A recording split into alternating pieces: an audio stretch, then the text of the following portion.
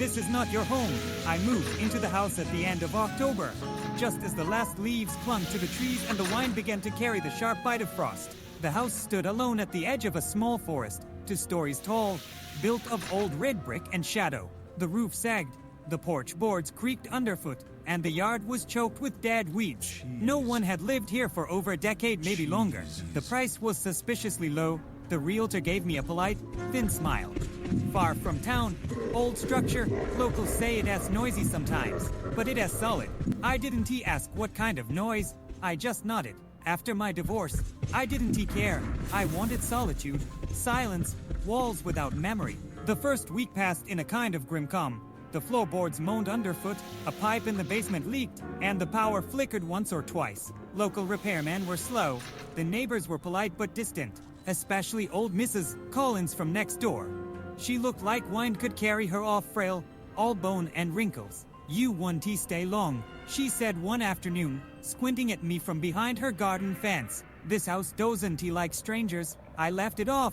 Every small town has its ghost story. On the 6th night, I heard the knocks. 3 sharp reps. Knock, knock, knock. Not on the front door, not on a wall on the 2nd floor window, directly beside my bed. I sat up, heart pounding, mouth dry. My first thought, just the wind, but there was no wind. I slipped out of bed, crept to the window, and peered out into the darkness. Nothing. Only the empty backyard, brick below the sill, and the cold October air. The next night, the knocks returned, again at 3:13 am. 3 taps against the glass. I yanked back the curtain. Nothing. I headed downstairs, grabbed a flashlight, and stepped outside in my slippers. Still nothing. No footprints in the frost. No rustle in the trees, just silence. The following day, I installed security cameras, 1 on each side of the house, wired back to my laptop in the living room.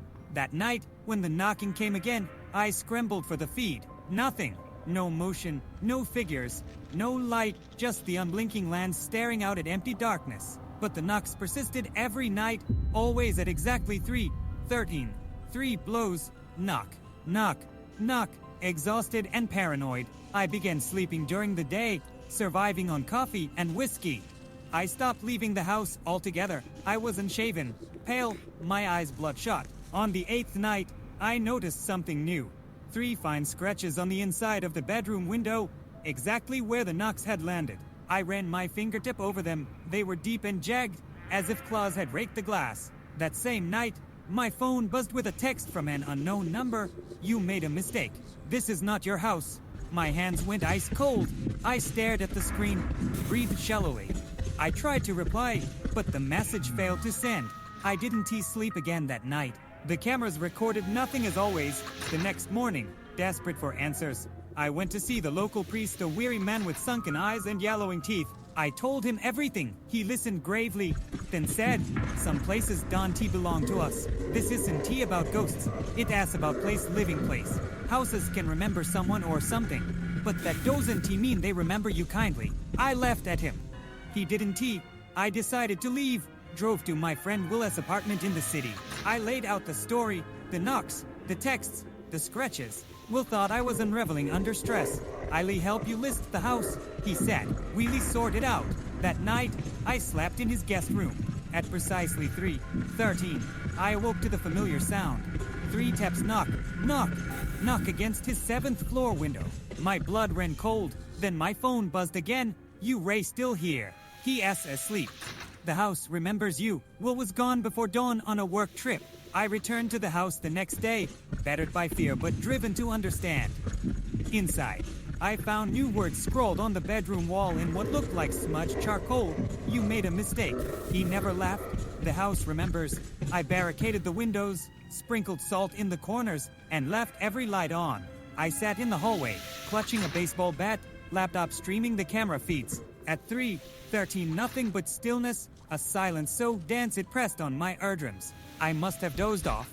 In my dream, I was standing outside in the backyard, staring up at the bedroom window. Inside the dark room, on the other side of the glass, stood me, my own face contorted in a silent scream. I watched myself pound on the window, eyes wild with terror, while the other me turned away and slipped out of sight. I woke moments before sunrise, drenched in cold sweat. My fingernails were caked in dirt, My feet were wet. I stumbled to the front door. It hung slightly ajar. Over the following days, I began hearing footsteps above me. Quiet steps, careful, as if someone was pacing the second floor in the dead of night. I froze, heart hammering, but each time I climbed the stairs, the landing was empty, only the stale smell of old wood and dust inside. My wristwatch, which had kept perfect time, started running fast, but only when I was on the second floor. Minutes sped up, then slowed back down when I descended.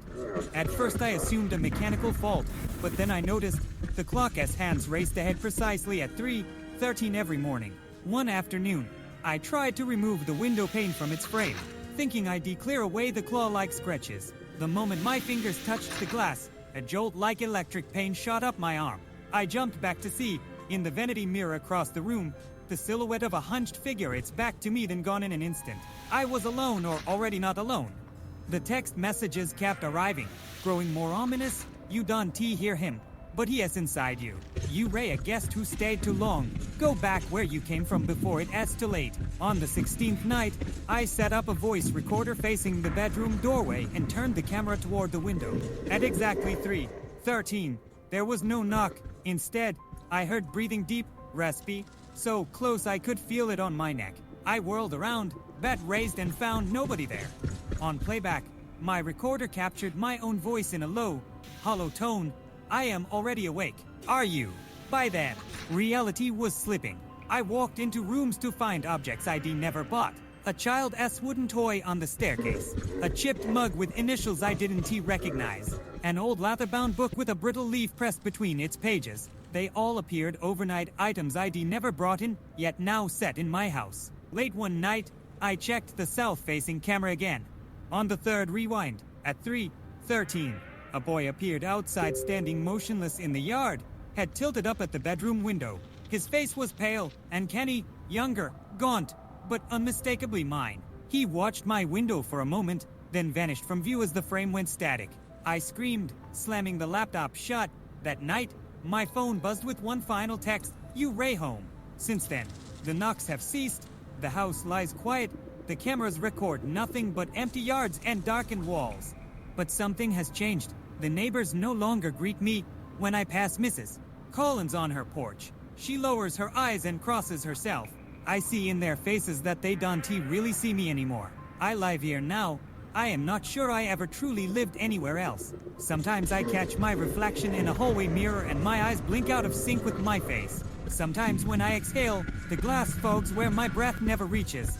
And once, as I lay in the bedroom I still cannot enter, I heard a whisper echo through the walls, sounding exactly like my own voice.